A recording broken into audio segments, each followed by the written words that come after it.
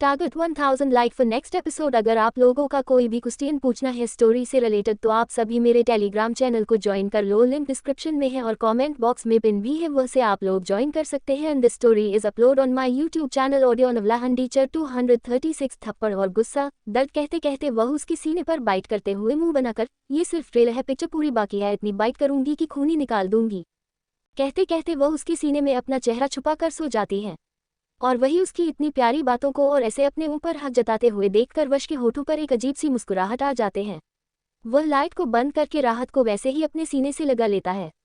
राहत भी अपना सर उसके सीने से रखकर सुकून भर नींद में चली जाती है। उसे एक आदत सी हो चुकी थी, उसकी बाहों में वह ना सोए तो उसे खाली खाली सा महसूस होने लगा था। जैसे वश की आदत राहत बन चुकी थी तो वही राहत की आदत भी वही बन चुका था। अब वह चाह कर भी उसे अपने से दूर नहीं कर सकती थी और यह उसे खुद भी पता था।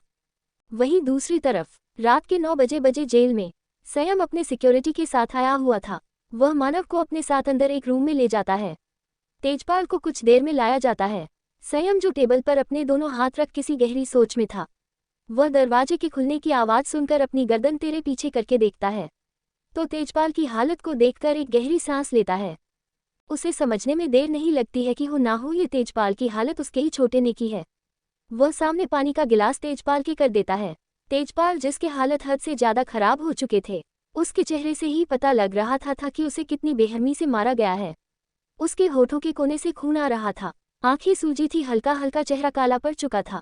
वही संयम तेजपाल की तरफ देखकर अपनी गहरी आवाज में, मैंने अपने जितने हो सके उतने सोर्सेस लगाए हैं, पर अब ये कैसे पूरी मीडिया से लेकर बहुत सारे लोगों तक चला गया है। मैंने जैसे जैसे सब कुछ हैंडल कर लिया है, पर अब मेरे हाथ में भी कुछ है नहीं। अगर मैंने आपको जेल से बाहर निकाल दिया, अपोजिट पार्टी इसका अच्छा खासा फायदा उठा लेगी। या तो आपके यहाँ पर रहना है या बाहर आकर मीडिया के सवालों का जवाब देना है। तेजपाल संयम की ऐसी बातों को सुनकर अपने होठों पर एक मुस्कुराहट लिए, मुझे लगा था कि मेरी हालत को देखकर तुम अफसोस जताओगे, पूछोगे ये सब किसने किया, गुस्सा करोगे कमिश्नर पर। हाँ, पर तुम्हारा चेहरा देखकर मुझे ऐसा लग रहा है कि तुम यहाँ पर जबरदस्ती आए हो। अगर आना ही नहीं था तो यहाँ पर आने की जरूरत थी क्या थी?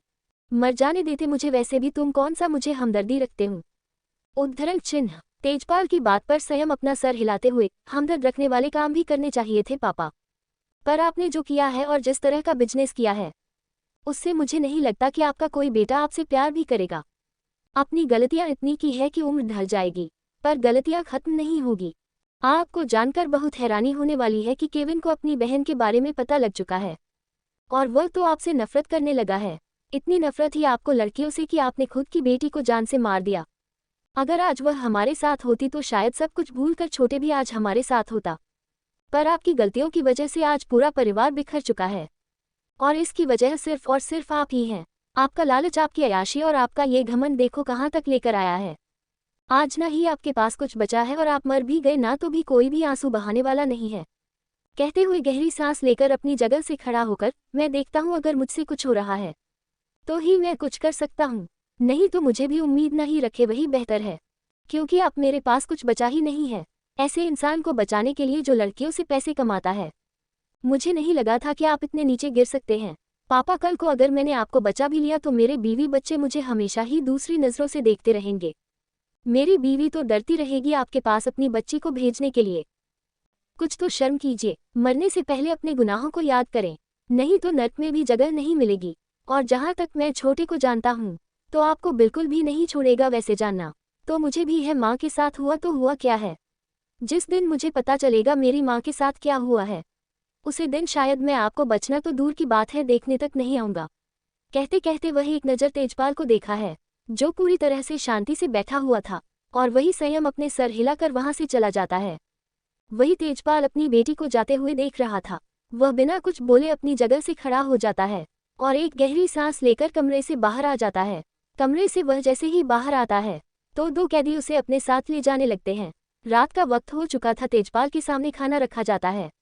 तेजपाल किसी गहरी सच में देख रहा था, इसकी वजह से वह खाने को खा लेता है बिना ये देखे कि उसके साइड में जो कैदी बैठे हुए हैं वह दोनों के चेहरे पर एक अजीब सी मुस्कुराहट है। वही संयम जब बाहर आता है तो उसके चेहरे पर एक उदासी थी। मानव संयम की उदासी को देखकर अपना सर नीचे झुका लेता है। उसे बहुत ज्यादा उदासी महसूस हो रही थी। वह जानता था संयम को कि वह कैसा है। वह दिखता चाहे कितना भी खुद को स्ट्रांग हो, पर अंदर से वह उतना ही ज्यादा अकेला है। तरस रहा है अपनी फैमिली के लिए। वह का दरवाजा खोल देता है। संयम बिना कुछ बोले अपनी सीट पर जाकर बैठ जाता है। वह अपने पेंट के पॉकेट से सिगरेट को निकालकर उसे अपने होठों पर रख देता है। संयम हमेशा ही स्मोकिंग के खिलाने था, पर आज वह इतना ज्यादा उदास था कि उसे ना चाहते हुए भी सिगरेट को अपने होठों पर रखना ही पड़ता है, क्योंकि उसके ही कश लेकर उसे थोड़ा सा सुकून मिलता है। सिगरेट चाहे हानिकारक हो, पर कुछ वक्त के लिए अपने दर्द और फ्रस्ट्रेशन को बुलाने में मदद करती है।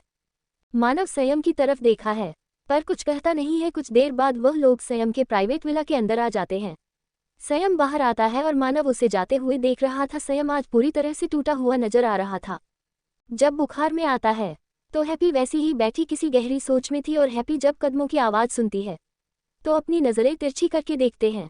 तो संयम को देखकर वह अपनी जगह से खड़ी होकर उसके पास जाते हुए उसके चेहरे पर की उदासी को देखकर परेशानी भरी आवाज में, क्या हुआ आपके चेहरे पर, मुझे उदासी क्यों दिख रही है? सब कुछ ठीक तो है ना? क्या किसी ने कुछ बोला है आपको? संयम गहरी सांस लेकर हैप्पी को गले लगा लेता है। हैप्पी उसके ऐसे अचानक गले लगाने से हैरान तो हो जाती है, पर वह भी उसे कस के गले लगा लेती है।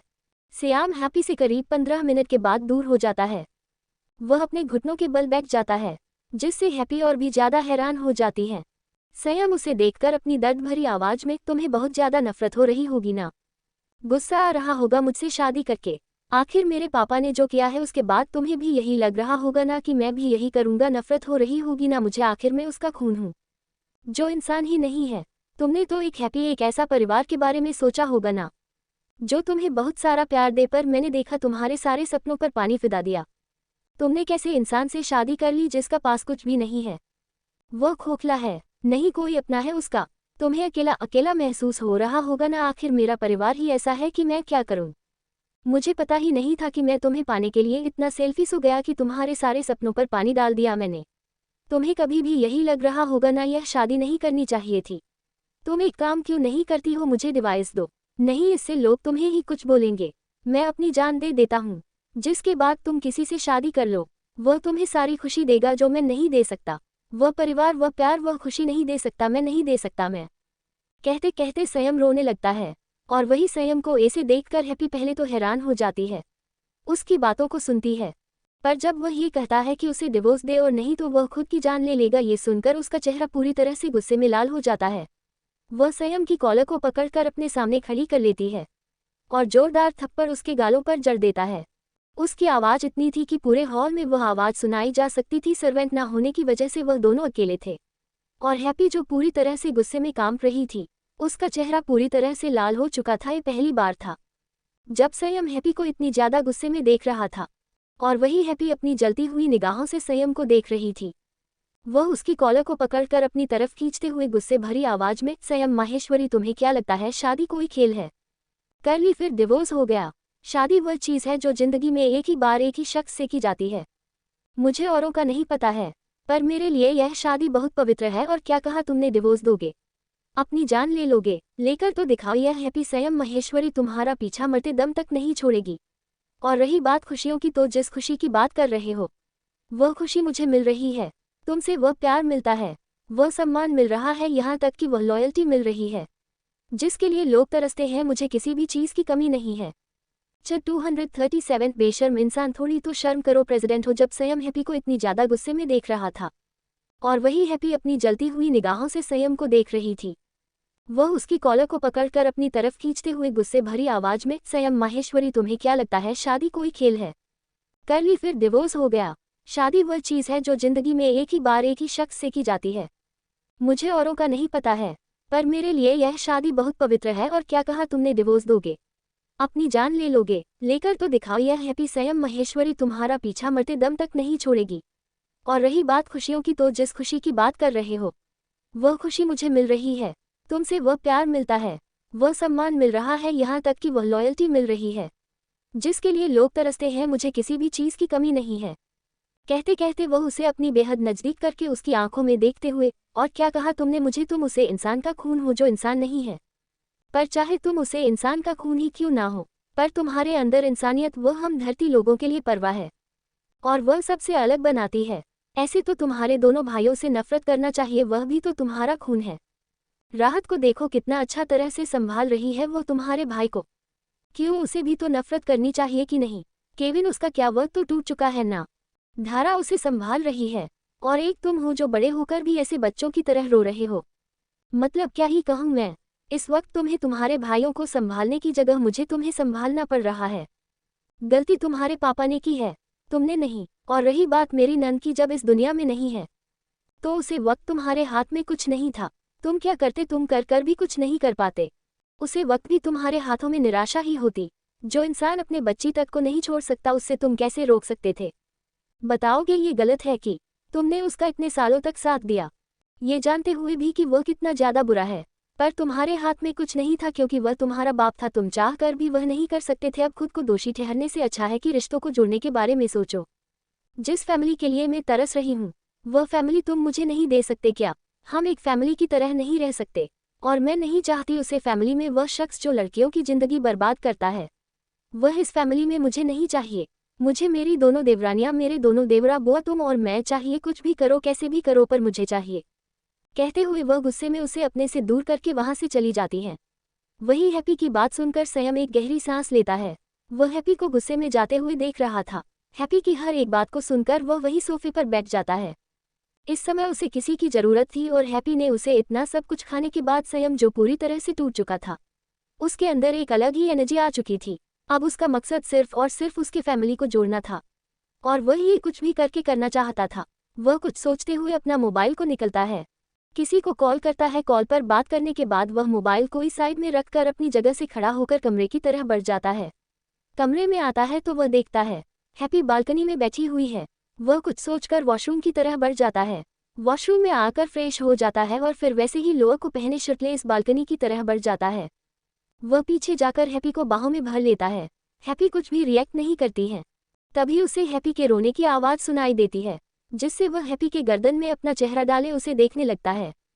उसको ऐसे रोते हुए देखकर वह परेशानी भरी आवाज में उसके सामने घुटनों के बल बैठकर उसके गालों को सहलाते हुए, क्या हुआ, तुम ऐसे रो क्यों रही हूँ? तुम्हें पता है ना, तुम्हारे आंखों के आंसू मुझे बिल्कुल भी पसंद नहीं है। ये सुनकर हैप्पी अपनी आंखें बड़ी बड़ी करके बड़ी मासूमियत से अपनी आंखों में जो आंसू थे उसे पहुंचते हुए अपनी रुवासी आवाज में, तो फिर आप ऐसी बातें क्यों करते हैं? पता है ना मैं कितना ज्यादा प्यार करती हूँ, पर नहीं, तुम्हें तो हमेशा ही मुझे रुलाना है। पता है तुम्हें ये सोच सोच कर रोना आ रहा है मुझे कि तुम अगर मुझसे दूर जाओगे तो मेरा क्या होगा, पर नहीं, तुम्हें तो ऐसी बातें करनी है। सोच सोच कर रोना आ रहा है, पर नहीं, तुम्हें तो बस मुझे रुलाने, जो मुझे ना तुमसे कोई बात नहीं करनी है। कहते कहते वह अपनी आंखों के आंसुओं को पहुंचते हुए उसे अपने हाथों को दूर करती है। उसे बहुत ही ज्यादा गुस्सा आ रहा था संयम पर, और वही हैप्पी की बात को सुनकर संयम एक गहरी सांस लेकर उसके दोनों गालों को पकड़कर उसके आंसुओं को अपने अंगूठे से पहुंचते हुए, बच्चा ऐसा नहीं है, मैं बहुत प्यार करता हूं तुमसे, पर क्या है ना, जो मेरी फैमिली है, जिस तरह के लोग हैं वह तुमने कभी सोचा ही नहीं होंगे। ना तुम्हें सास का प्यार मिल रहा है, ना ससुर का प्यार, ना तुम्हें देवर के रूप में कोई भाई मिल पा रहा है। तुम्हारा भी बहुत सारे सपने होंगे ना, मुझे पता है। तुम मुझसे बहुत प्यार करती हूँ, और तुम तो मेरी जिंदगी हो, मेरी सांसों में बसती हूँ। तुम्हारे बिना अगर मुझे जीना हो तो मैं इस दुनिया को ही अलविदा कह बैठूंगा। तुम्हारे बिना एक पल भी नहीं रह सकता। तुम्हारी बाहों में खुद को कैद करना चाहता हूँ। तुम्हारे सीने से हर रात सोना चाहता हूँ। एक सुकून की नींद, बरसों से जी सुकून को तलाश रहा हूँ। वह तुम मिल गई हूँ। एक प्यासा था मैं, जिस कुएं का इंतजार था, पर भगवान ने देखा उसे समुद्र दे दिया जो उसे अपनी आगोश में भरने के लिए तैयार है। कहते हुए वो उसके माथे को चूम लेता है। वही उसकी बात को सुनकर हैप्पी उसके दोनों गालों को पकड़कर उसके होठों पर अपने होठों को रख देती है। संयम पहले तो हैप्पी के इस एक्शन से हैरान हो जाता है, और वही हैप्पी उसकी बातों को सुनकर पूरी तरह से अंदर से भर चुकी थी कि दिल में अलग ही जगह थी। संयम के लिए उसका प्यार अब हद से ज्यादा बढ़ चुका था। संयम के लिए और वह प्यार मोहब्बत में बदल गया था। वह उसके बालों को पकड़ते हुए अपनी तरफ कर लेती है, तो संयम वैसे ही उसे अपनी तरफ कर देता है। दोनों ही खड़े हो जाते हैं। संयम वैसे ही उसे अपनी बाहों में उठाकर कमरे की तरफ ले जाता है। कमरे में लाकर उसे बैठकर लेटकर खुद उसके ऊपर आ जाता है। वही हैप्पी अपने दोनों हाथ उसके बालों पर ले जाकर उसे किस करने लगते हैं। दोनों ही एक दूसरे में पूरी तरह से खो चुके थे। संयम तो आप हैप्पी में पूरी तरह से होने लगा था। हैप्पी ने संयम की पीठ को कस के अपने हाथों में पकड़ लिया था। इस समय संयम शर्टलेस था, और वही संयम के हाथ हैप्पी के शर्ट के अंदर थे। वह देखते ही देखते हैप्पी के पूरे कपड़े को निकालकर खुद के भी कपड़ों को निकाल देता है। फर्श पर उन दोनों के कपड़े बिखेर चुके थे। और वही हैप्पी संयम की कमर को अपने दोनों पैरों में कस के पकड़ लेती है। सही है, मुश्किल होठों को तब छोड़ता है जब हैप्पी को सांस लेने में दिक्कत होती है। वह उसके पेट से लेकर सीने तक अपने होठों को ले जाता है। कुछ देर बाद हैप्पी की आवाज़ पूरे कमरे में सुनाई देती है। वह गहरी गहरी सांस ले रही थी और वही संयम की भी आवाज़ पूरे कमरे में सुन रही थी और उनका माहौल हर एक सेकंड गर्म होता जा रहा था। बाहर ठंड तो थी, पर अंदर वह दोनों एक ही वाइट कलर के ब्लैंकेट में पसीने में लटपट हो चुके थे। करीब 2 घंटे बाद संयम हैप्पी को अपने से अलग करता है। वह उससे दूर होकर उसके बालों को सहलाने लगता है। वही हैप्पी अपनी आंखें छोटी छोटी करके संयम को देखने लगते हैं। हैप्पी अपनी आंखें छोटी छोटी करके संयम को देखते हुए, कुछ ज़्यादा ही नहीं हुआ आपका प्यार मेरे पर पूरी तरह से हमने बंद हो चुके हैं। ऐसा लग रहा है कुछ दोनों के बाद मुझे व्हीलचेयर की ज़रूरत पड़ेगी, क्योंकि आप तो मेरे पैर तोड़ने के पीछे पड़े हुए हैं, थोड़ी भी रहना नहीं है बेरम में कहीं के। कहते हुए वह अपनी आंखें छोटे छोटे कर लेती है तो संयम वैसे ही उसे अपनी बाहों में उठाकर उसकी मासूमियत भरी शिकायत को सुनकर बड़े प्यार से, क्या करूं बकबक, मेरा प्यार ही ऐसा है कि इसे सहन थोड़ा मुश्किल है, पर मुझे पता है तुम मुझसे अच्छे से संभालो, चाहिए ऐसे कह सकते हैं तुमसे अच्छा कोई मुझे संभाल सकता है। ये सुनकर हैप्पी अपनी आंखें छोटे छोटे करके, आपसे ना बुरा इस दुनिया में मुझे नहीं लगता कोई होगा, कितने शैतान हैं आप, पूरी कमर दर्द कर रही है, आप अपने मेरी कमर को अच्छे से मसाज नहीं किया ना, तो मुझसे बुरा कोई नहीं होगा, कल मुझे कॉलेज भी तो जाना है। आपका तो ठीक है जाकर सो सकते हैं, मुझे तो कॉलेज के लेक्चर अटेंड करने होते हैं ना, तो कल घर पर रहूं, किसके अंदर इतनी ताकत है कि प्रेसिडेंट की वाइफ को कुछ बोले, अगर तुम्हें कुछ बोले तो मुझे बता देना, उसे इस दुनिया से ही मैं आज़ाद कर दूंगा। कहते कहते वह बड़े एटीट्यूड के साथ उसे देखने लगता है तो हैप्पी उसके कंधे पर मरते हुए, बेशर्म इंसान, थोड़ी तो शर्म करो, प्रेसिडेंट हो तो इसका मतलब ऐसा थोड़ी है कि मैं सबसे स्पेशल हो गई, मैं भी इंसान हूँ, मुझे भी सब लोग चिल्लाएंगे डटेंगे पढ़ाई के लिए, पर नहीं, आप तो हमेशा ही ऐसी अजीब को गरीब बातें करते हैं, मन करता है आपका सर फोड़ दूँ। 238 I am all your and you are mine. आपसे ना बुरा इस दुनिया में मुझे नहीं लगता कोई होगा, कितने शैतान हैं आप, पूरी कमर दर्द कर रही है, आप अपने मेरी कमर को अच्छे से मसाज नहीं किया ना, तो मुझसे बुरा कोई नहीं होगा, कल मुझे कॉलेज भी तो जाना है। आपका तो ठीक है जाकर सो सकते हैं, मुझे तो कॉलेज के लेक्चर अटेंड करने होते हैं ना, तो कल घर पर रहूं, किसके अंदर इतनी ताकत है कि प्रेसिडेंट की वाइफ को कुछ बोले, अगर तुम्हें कुछ बोले तो मुझे बता देना, उसे इस दुनिया से ही मैं आज़ाद कर दूंगा। कहते कहते वह बड़े एटीट्यूड के साथ उसे देखने लगता है तो हैप्पी उसके कंधे पर मरते हुए, बेशर्म इंसान, थोड़ी तो शर्म करो, प्रेसिडेंट हो तो इसका मतलब ऐसा थोड़ी है कि मैं सबसे स्पेशल हो गई, मैं भी इंसान हूँ, मुझे भी सब लोग चिल्लाएंगे डटेंगे पढ़ाई के लिए, पर नहीं, आप तो हमेशा ही ऐसी अजीब को गरीब बातें करते हैं, मन करता है आपका सर फोड़ दूँ। कहते कहते वह अपनी आंखें छोटे छोटे कर लेती है तो वही स्वयं बड़ी मासूमियत से, एक प्रेसिडेंट को मार रही हूँ, पता है ना इस पर कितनी अच्छी कैसे बन सकती है, तुम्हें अरेस्ट किया जा सकता है। ये सुनकर हैप्पी बड़ी महसूस उसे देखकर गुस्से भरी आंखों के साथ मुंह बनाते हुए, अच्छा एक प्रेसिडेंट की वाइफ को अरेस्ट करेंगे, कौन करेंगे आप, कैसे करेंगे, मेरे ऊपर क्या कैसे करेंगे, बीवी ने मारा, जज पहले ही बोल देगा, मियाँ बीवी के बीच वह कुछ नहीं बोल सकता, चाहे या प्रेसिडेंट क्यों ना हो, बीवी को हक है अपने पति को मारने से लेकर उसे प्यार करने का। अब ये सब छोड़ दीजिए और जल्दी से मुझे फ्रेश कर दीजिए, मैं बहुत चिपचिपी जैसे महसूस हो रहा हूँ, मुझे नींद भी आ रही है। संयम ये सुनकर मुस्कुरा देता है, वह हैप्पी को अपनी गोद में वैसे ही उठाकर से अच्छे से क्लीन करके उसे बिना कपड़ों को ही बेड पर लेट देता है और खुद भी बिना कपड़ों के ही बेड पर सो जाता है। दोनों ही एक दूसरे को बाहों में भरकर ब्लैंकेट को अच्छे से अपने ऊपर डालकर गहरी नींद में चले जाते हैं। वही सुबह का वक्त हो जाता है। वश की आंखें जब खुलता है तो अपने सीने से लगी हुई अपनी मासूम सी कैंडी को देखा है, जो दुनिया जहां भूलकर उसके सीने में अपना सर छुपाए गहरी नींद में सो रही है। उसे ऐसे देखकर उसके चेहरे पर सॉफ्ट एक्सप्रेशन आ जाते हैं। वह राहत को देखा है, जो सोते वक्त बहुत ज़्यादा क्यूट लग रही थी। वह उसके बालों को उसके काम के पीछे करके उसकी बंद हुई आंखों को देखा है। उसके माथे को चूमते हुए उसे अच्छे से बेड पर लेटकर उसके ऊपर ब्लैंकेट को डाल देता है और वहां से जिम रूम की तरफ बढ़ा जाता है। कुछ देर बाद वह जब जिम रूम से आता है तो सामने बेड पर बैठी हुई राहत अंगड़ाई लेते हुए मुंह बनाने लगते हैं। आंखों को अपने हाथों से मसल रही थी। तभी वह महसूस करती है कि कोई उसके सामने खड़ा है। वह अपनी आंखें जो बंद किए हुए थी, वह अपनी आंखें खोल देती है और सामने अपने पति को देखते हैं, जो बहुत ही ज्यादा सेक्सी लग रहा था। पसीने की बूंदें उसके पूरे शरीर पर थे। राहत की नज़र तो उसके सीने से लेकर एब्स पर मौजूद थी। वह मुंह खोल सिर्फ उसे देख रही थी। उसने ऊपर उसके चेहरे की तरफ देखा ही नहीं था, सिर्फ और सिर्फ उसके सीने से लेकर उसके एब्स की तरफ देख रहा था। वह उसे देखकर अपने मुंह में आए हुए लाल को अपने गले में डालने लगते हैं। वैसे देख रही थी जैसे सामने उसके खाना रखा हुआ है। और वही उसे ऐसे देखते हुए देखकर वश के होठों पर एक अजीब सी मुस्कुराहट आ जाती है। वह नीचे झुककर राहत की आंखों में देखकर, अगर इतना ही देखने का शौक है तो कैंडी अपने कपड़े ही निकाल देता हूँ। तुम जैसे चाहो वैसे मुझे देख सकती हूँ, बल्कि तुम छू लो से, जैसे छूना चाहती हूँ। वैसे मैं बिल्कुल भी मन नहीं करूँगा, बल्कि तुम्हें जैसे चाहे वैसे करने दे दूंगा। आखिर मैं तुम्हारा हूँ। I am all your and you are mine. कहते कहते वह बड़े अजीब तरह से उसे देखने लगता है। वही उसकी बात को सुनकर राहत अपने सेंस में आ जाती है और जल्दी से अपनी जगह से खड़ी होते हुए जाने ही वाली थी कि तभी उसका पैर फिसल जाता है, तो वह वश के ऊपर गिर जाती है। तो वश उसकी कमर को पकड़कर अपनी तरफ खींच लेता है और उसे बेड पर लेटकर खुद उसके ऊपर आ जाता है, जिससे राहत अपनी नीली आंखें बड़ी बड़ी करके उसे देखने लगते हैं। उसकी सिल्वर आइज में देखने लगती है। वश राहत को अपनी आंखों में देखते हुए देखकर उसके बालों को उसके कान के पीछे करके अपने होठों पर एक मुस्कुराहट लिए, क्या हुआ कैंडी, कुछ करने का मन कर रहा है? वश की बात को सुनकर राह जो उसकी आंखों में खो चुकी थी, वो अनजाने में ही अपना सर हिला देती है।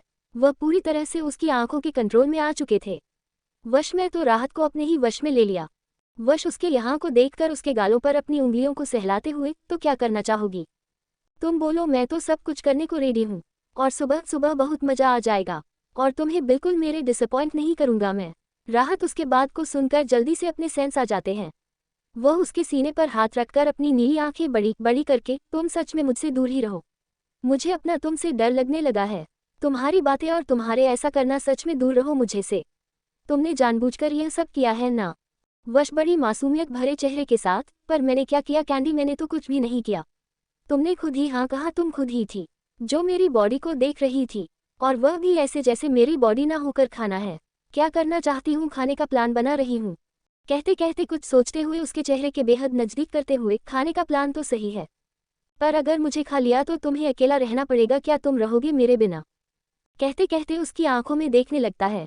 ये सुनकर राहत उसके सीने पर वैसे ही अपने दोनों हाथ रखकर उसे अपने से दूर करते हुए, कोई ज़रूरत नहीं है और ना ही मुझे तुम्हें खाना है। अपनी मुझसे दूर हो जाओ, मुझे बहुत सारे काम है। तुम्हारी तरह तुम्हें फ्री बैठी नहीं है, हर वक्त मुझे परेशान करते रहते हो। पता है हैंडसम हो तो शर्ट पहन कर नहीं आ सकते हो, और ऐसे तुम बाहर से तो नहीं आ रहे हो ना? मैं पहले ही बता रही हूँ, यहाँ पर फीमेल सर्वेंट है, तो ज़रा अपनी हॉटनेस को अपने तक और अपनी बीवी तक रखो। अगर इस हॉटनेस को किसी ने देख लिया ना तो तुम्हें छोड़ूंगी भी नहीं। समझ नहीं आ रहा है, इतने हैंडसम हो फिर भी इतनी हॉट सी बॉडी बनाने से क्या ज़रूरत है? लड़कियां पागल नहीं तो क्या होगा?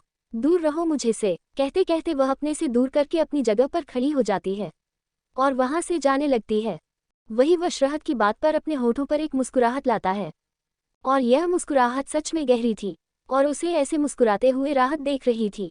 वह उसे देखते हुए डोर पर अपना हाथ रखकर मुंह बनाते हुए अपनी होठों पर एक प्यारी सी मुस्कुराहट लिए, कुछ भी कहो तुम्हारा इस शैतान से चेहरे पर यह मुस्कुराहट बहुत खूबसूरत लगते हैं।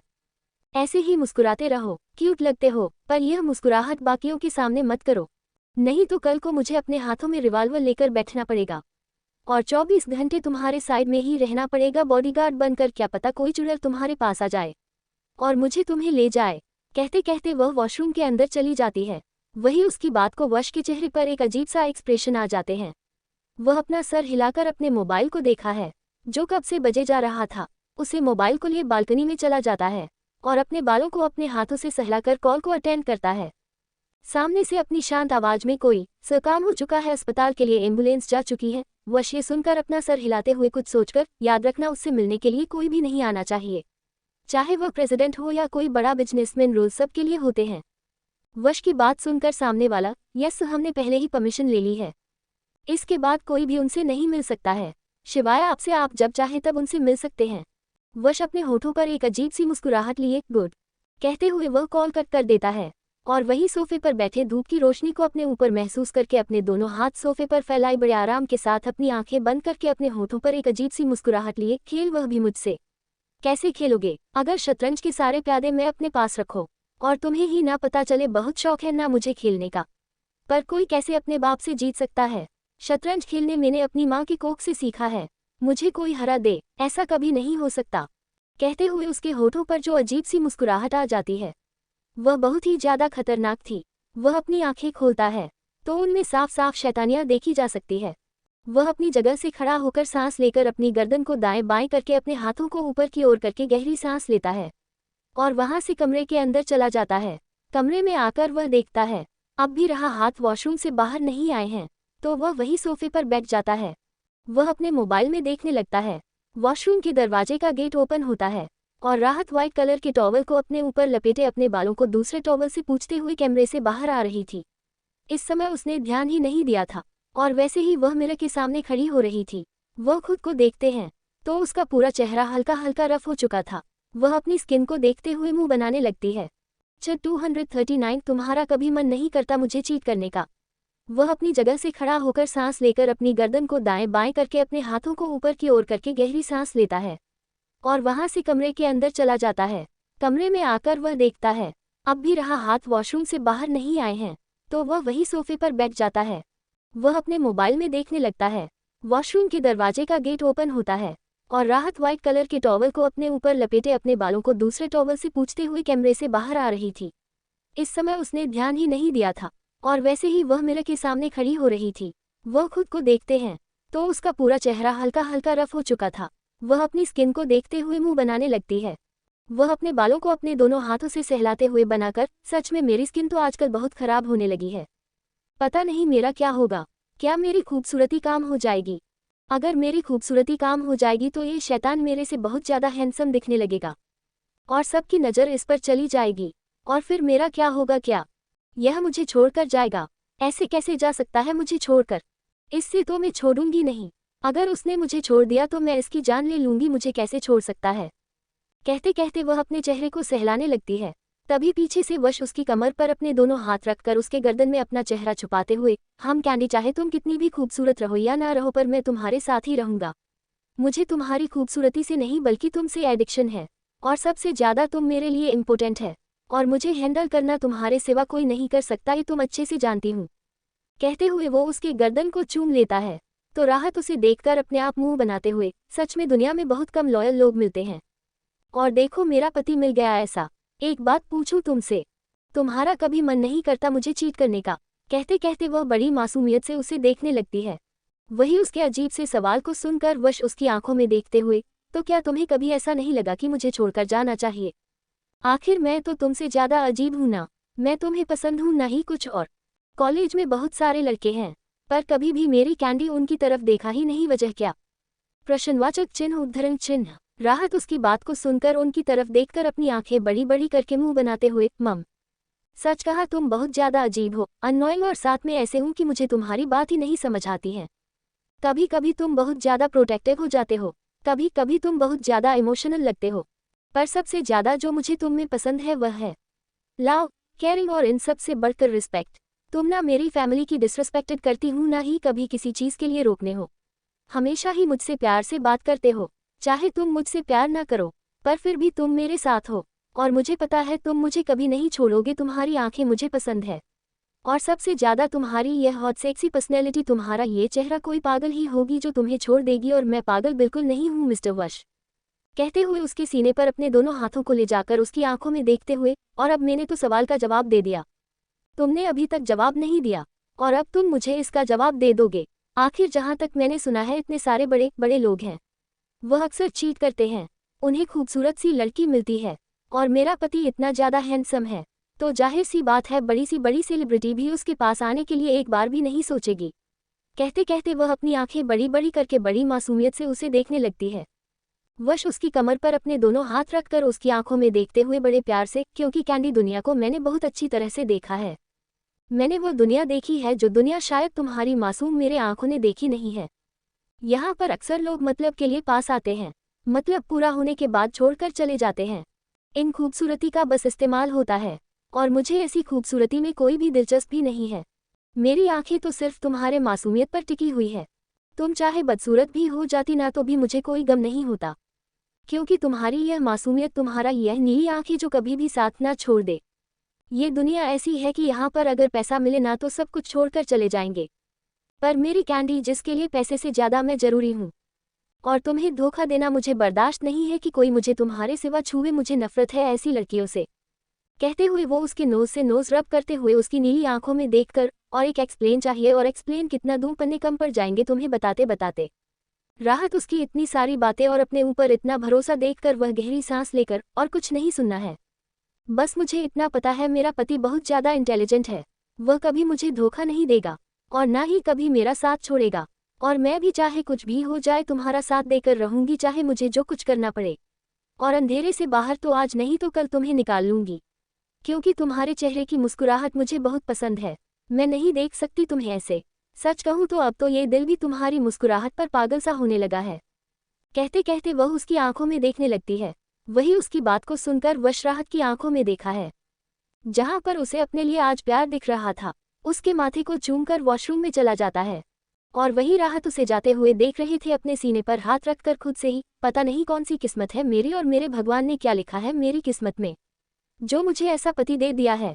बहुत नसीब वाली हूँ। मुझे पता है तुम मुझसे प्यार नहीं करते हो, मैं तुम्हारी एडिक्शन हूँ, पर फिर भी उसे एडिक्शन को मैं आज नहीं तो कल प्यार में बदल ही दूंगी। कहते हुए वह कुछ सोचकर अपना सर हिला देती है, और फिर एक नज़र वॉशरूम में देखती है, और फिर कपड़े चेंज करने के लिए चले जाते हैं। कपड़े चेंज करके वह अपने बालों को हेयर ड्राई से सूखने लगते हैं। तभी वॉशरूम का दरवाज़ा खुल जाता है और वश वॉशरूम से बाहर आ जाता है। वह राहत को एक नज़र देखकर खुद भी उसके सामने कपड़े चेंज करने लगता है। राहत मिरर में से ही उसे देखते हैं। उसका चेहरा हल्का सा लाल होने लगता है। वह अपनी नज़र दूसरी तरफ करके खुद से ही, सच में ये बेशर्म है, थोड़ी बेशर्म नहीं है। बीवी हूँ पर इसका मतलब यह नहीं है ना कि मेरे सामने कपड़े चेंज करें। कहते कहते वह अपना सर हिलाकर सिंदूर लगा देती है। मांग में मंगलसूत्रों को अच्छे से पहनकर वह कमरे से बाहर निकल जाती है। बिना वश की तरफ देखे वही वश उसे देखकर मुस्कुरा देता है। उसे पता था राहत ऐसा ही कुछ करेगी। उसका हल्का हल्का लाल चेहरा उसने देख लिया है। वह कपड़े चेंज करके मिरर के सामने खड़ा हो जाता है। हमेशा की तरह उसने आज भी अपने ब्लैक कपड़े ही पहने हुए थे। वॉच को पहनकर अपने मोबाइल को लिए कमरे से बाहर निकल जाता है। वही राहत डाइनिंग टेबल पर बैठी हुई थी। वश वहां पर आ जाता है। राहत उसके लिए ब्रेकफास्ट को सर्व करने लगते हैं। वश उसे देखने लगता है, पर हाथ कुछ न कहकर ब्रेकफास्ट करने लगते हैं। ब्रेकफास्ट करने के बाद वह अपनी जगह से खड़ी होकर ऊपर बैग लेने के लिए चली जाती है। दोनों बाइक पर बैठे कॉलेज के लिए निकल चुके थे। कॉलेज के पार्किंग में राहत वश की बाइक से नीचे उतर जाती है। जैसे ही वह उतरती है, सभी उसे ही देख रहे थे। उन सभी को ऐसे देखते हुए देखकर वह गहरी सांस लेती है। वह लड़कियों को देखते हैं जो उसके पति को बहुत ही ज्यादा ललचाया हुई नजरों से देख रहे थे। ये देखकर उसकी आंखें हल्की हल्की छोटी हो जाती है। वह कुछ सोचते हुए वश का हेलमेट निकालकर उसकी तरफ देखने लगती है। वही वश राहत को देखा है। उसकी शरारती कैंडी जरूर अब कुछ न कुछ करने ही वाली है, क्योंकि उसकी मुस्कुराहट ही बता रही थी, और वही होता भी ऐसा ही है। राहत उसके दोनों गालों को पड़ती है और बिना देर किए उसके होठों पर अपनी होठों रखकर उसे किस करने लगते हैं। ये सब इतना जल्दी हुआ कि वश अपनी आंखें एक पल के लिए तो छोटी कर लेता है। फिर राहत की बंद हुई आंखों को देखकर उसकी कमर पर अपने दोनों हाथ रखकर उसे अपने बेहद नजदीक कर लेता है, और वैसे ही उसे किस करने लगता है। वही करीब 20 मिनट के बाद राहत के होठों को वश छोड़ देता है, जिसे राहत उसके कंधे पर अपना सर रखकर गहरी गहरी सांस लेने लगती है। उसका चेहरा लाल हो चुका था। वह तुम लड़कियों को जलाना चाहती थी, पर यहाँ पर कुछ और ही हो गया था। वश में तो मौके का पूरा फायदा उठा लिया था। वही राहत उससे दूर होकर अपनी आंखें छोटी छोटी करके मुंह बनाते हुए उसके दोनों गालों को पकड़ते हुए, तुम ना सच में मौके का फायदा उठाना कभी नहीं भूलते हूँ। मैं यहाँ पर तुम्हें किस कर रही थी, और तुमने तो मुझे पैशनेट किस ही कर ली। अब तो मुझे 10 बार सोचना पड़ेगा तुम्हारे पास आने के बारे में। अब मैं चलती हूँ, मेरा क्लास है, अगर जाने वाले कहीं हो तो मुझे पहले ही बता देना। कहते कहते वह उसके गालों को सहलाते हुए अपने होठों का पाउंड बनाकर अपनी नज़रों को तिरछा करके उन लड़कियों को देखते हैं जो गुस्से में उन दोनों को ही देख रही थी। उनके चेहरे पर के गुस्से को देखकर राहत को एक सेटिस्फाई वाली मुस्कुराहट आ जाती है। वह उसे बाय बोलकर एकदम लविंग केयरिंग गर्लफ्रेंड की तरह चली जाती है, और उसका ऐसा बिहेवियर देखकर वश अपना सर हिला देता है। वह अपनी नज़रें तिरछी करके उन लड़कियों को देखा है, और उसे समझने में देर नहीं लगती कि उसकी कैंडी ये सब जलन की वजह से कर रही है। अभी के लिए इतना, मिलता है नेक्स्ट एपिसोड में। आज का एपिसोड कैसा लगा यह मुझे कमेंट करके जरूर बताना, और ऐसे के साथ ऐसे ही साथ देते रहना। 240 तुम्हारा बॉयफ्रेंड नाइट है जिससे लोग डरते हैं। तुम ना सच में मौके का फायदा उठाना कभी नहीं भूलते हूँ। मैं यहाँ पर तुम्हें किस कर रही थी, और तुमने तो मुझे पैशनेट किस ही कर ली। अब तो मुझे 10 बार सोचना पड़ेगा तुम्हारे पास आने के बारे में। अब मैं चलती हूँ, मेरा क्लास है, अगर जाने वाले कहीं हो तो मुझे पहले ही बता देना। कहते कहते वह उसके गालों को सहलाते हुए अपने होठों का पाउंड बनाकर अपनी नज़रों को तिरछा करके उन लड़कियों को देखते हैं जो गुस्से में उन दोनों को ही देख रही थी। उनके चेहरे पर के गुस्से को देखकर राहत को एक सेटिस्फाई वाली मुस्कुराहट आ जाती है। वह उसे बाय बोलकर एकदम लविंग केयरिंग गर्लफ्रेंड की तरह चली जाती है, और उसका ऐसा बिहेवियर देखकर वश अपना सर हिला देता है। वह अपनी नज़रें तिरछी करके उन लड़कियों को देखा है, और उसे समझने में देर नहीं लगती कि उसकी कैंडी ये सब जलन की वजह से कर रही है। वश आपके होठों पर एक मुस्कुराहट आ जाती है। वह राहत को देख रहा था जो गुस्से में जा रही थी। वह अपना सर हिलाकर हेलमेट को साइड में रखकर वहां से गुनगुनाते हुए जाने लगता है। वही वह लड़कियां अपने पैर पटककर गुस्से में चली जाती है। राहत आरिस को कॉल करते हुए अंदर आ रही थी। इस समय उसके चेहरे पर थोड़ी परेशानी थी। तब एक लड़का उसके सामने खड़ा हो जाता है। राहत जो आरिज को कॉल कर रही थी, अचानक अपने सामने एक अनजान लड़के को खड़े होते हुए देखकर हैरान हो जाती है। वह हैरानी के साथ उसे देखकर जी। वह लड़का राहत को ऊपर से नीचे तक देखकर एक गहरी सांस लेकर, क्या मैं तुमसे बात कर सकता हूँ? अगर तुम्हें कोई प्रॉब्लम ना हो तो। राहत उसकी बात पर पहले तो हैरान हो जाते हैं, फिर कुछ सोचकर अपना सर हिला देती है। तो वह दोनों ही कॉलेज के गार्डन में चले जाते हैं। राहत एक साइड बेंच पर बैठी हुई थी। वह लड़का भी उसी बेंच के कोने पर बैठा हुआ था। वह लड़का अपने हाथों में एक तस्वीर लिए राहत के सामने करके, क्या तुम इसे जानती हूँ? उसे तस्वीर को देखकर राहत हैरान हो जाती है। वह हैरानी के साथ उसे तस्वीर को देखकर, हाँ मैं इसे जानती हूँ, पर विस्मयादिबोधक चिन्ह उद्धरण चिन्ह, मैं आयुष खन्ना का भाई मनवीर खन्ना हूँ। आयुष खन्ना के बारे में अगर पता नहीं है तो वश के बारे में जो लड़का रहता को बताना चाहता था और जिसे वश उसने इसकी सजा दी थी वह है आयुष खन्ना। अगर आप चाहे तो एपिसोड 11 पढ़ सकते हैं, उसके बारे में आपको पता चल जाएगा। आयुष खन्ना का नाम सुनकर राहत अपना सर हिलाते हुए, मैं उसे जानती हूँ। मतलब हमारी ज्यादा बात नहीं हुई है, बस 1-2 ही बार बात हुई थी। उसके अचानक से मौत हुई है। बहुत हैरानी वाली बात है। पर आप मुझसे क्यों मिलना चाहते हैं? मनवीर राहत की बात को सुनकर मुस्कुराते हुए, किसी को तो याद है, यही मेरे लिए बहुत है। वैसे मैं मिलना तो तुमसे बहुत पहले चाहता था, पर किसी कारण में बिजी हो चुका था। सुना है वश के साथ रिलेशन में हूँ, क्या ये सच है? प्रश्नवाचक चिन्ह उद्धरण चिन्ह। ये सुनकर राहत को थोड़ा अजीब सा लगता है, पर वह फिर भी अपना कर हिलाते हुए, हाँ पर आप उसे कैसे जानते हैं और आपको कैसे पता? प्रश्नवाचक चिन्ह उद्धरण चिन्ह। मनवीर ये सुनकर मुस्कुराते हुए, मुझे कैसे पता, ये सब छोड़ दो, मुझे तुम्हें कुछ दिखाना है। वैसे उसने कहा था कि एक लड़की है जो बहुत प्यारी और मासूम है। तुम्हें ये भी पता होगा कि तुम्हारा बॉयफ्रेंड कौन है, क्या है, कुछ बताया है उसने? मनवीर के ऐसा अजीब से सवाल को सुनकर राहत ना समझ में, मतलब मैं तो समझी नहीं, आप कहना क्या चाहते हैं? मुझे साफ साफ चाहिए, और रही बात, मैं उसके बारे में थोड़ा बहुत तो जानती हूँ। मनवीर एक गहरी सांस लेकर, मैं बातें घुमा फिरा कर नहीं कहता हूँ, जो है वह सब कुछ मैं क्लियर करता हूँ। मैं एक सीक्रेट एजेंट हूँ। मेरा भाई जिसकी मौत हुई है वह एक्सीडेंट ना होकर एक मर्डर किया गया है, और सारा शक मेरे वश पर जा रहा है। तुम्हें पता नहीं होगा पर मैंने उसके बारे में स्टडी की है। क्या तुम ये जानती हो कि तुम्हारा बॉयफ्रेंड नाइट है जिससे लोग डरते हैं? राहत मनवीर की बात सुनकर हैरान हो जाते हैं। वह अपना सर हिलाते हुए, हाँ मैं ये जानती हूँ कि वह नाइट है, पर तुम्हें क्या पता, मतलब तुम उसके बारे में कैसे जानते हो? और तुम मुझे ऐसे सवाल क्यों कर रहे हो? मुझे कुछ समझ नहीं आ रहा है। मनवीर एक गहरी सांस लेकर उसकी आंखों में देखते हुए अपनी शांत आवाज में, मैं घुमा फिरा कर बातें नहीं करता हूँ। जहां तक नाइट के बारे में तुम्हें पता होगा या तुमने कहीं पढ़ा होगा तो उसे एडिक्शन है, और यह एडिक्शन उसके लिए बहुत ज़्यादा इम्पोर्टेंट है, उसकी ज़िंदगी से जुड़ चुका है। तो तुम ऐसे कह सकते हैं कि उसकी सांस बन चुकी है जिसमें कुछ नहीं कर सकता, क्योंकि मेरे पास कोई भी प्रूफ नहीं है जिसकी मदद से मैं तुम्हारे सामने सारी सच्चाई दे सकता हूँ। पर मेरे पास कुछ ऐसा है शायद जिससे तुम्हें आधी ना पर 10% तो सच्चाई पता ही चले। उसका एक एडिक्शन है ब्लू आइज का। वह हमेशा ही नीले आंखों को शोकेस की तरह संभाल कर रखता है। अगर तुम्हें मेरी बात पर यकीन ना हो तो तुम एक बार इसकी इन्फॉर्मेशन निकालो, तुम्हें खुद ही उसकी जगह मिल जाएगी। उसने लाखों से ज़्यादा लोगों की आंखों को निकाल कर उसे रखता है। तुम एक बार इसकी इन्फॉर्मेशन निकालो। मैं बस यही चाहता हूँ कि किसी मासूम के साथ कुछ गलत ना हो। अगर तुमने उसके बारे में इन्फॉर्मेशन निकाल कर हमें दी तो क्या पता किसी दूसरे मासूम की जिंदगी बर्बाद होने से बच जाए। अब ये तुम्हारे हाथों में है। कहते कहते वह अपनी पॉकेट से अपना कार्ड को निकलते हुए, यह मेरा कार्ड है। अगर तुम्हें कहीं मेरी मदद लगे, यहाँ तुम्हें कुछ भी काम हो या मुझसे मिलना चाहती हूँ तो इस पर कॉल कर देना। यह मेरा पर्सनल नंबर है, पर जितना हो सके उतने बातों को अपने तक रखने की कोशिश करना। कभी कभी हम कुछ गलती में सब कुछ बोल देते हैं और हमें पता ही नहीं चलता कि उसे गलती का असर हम पर क्या होता है। जहाँ तक मुझे पता है तुम उसके साथ रह रही हो और तुम्हारी नीली आंखें हैं। उसने तुम्हारे साथ कुछ किया नहीं है अभी तक।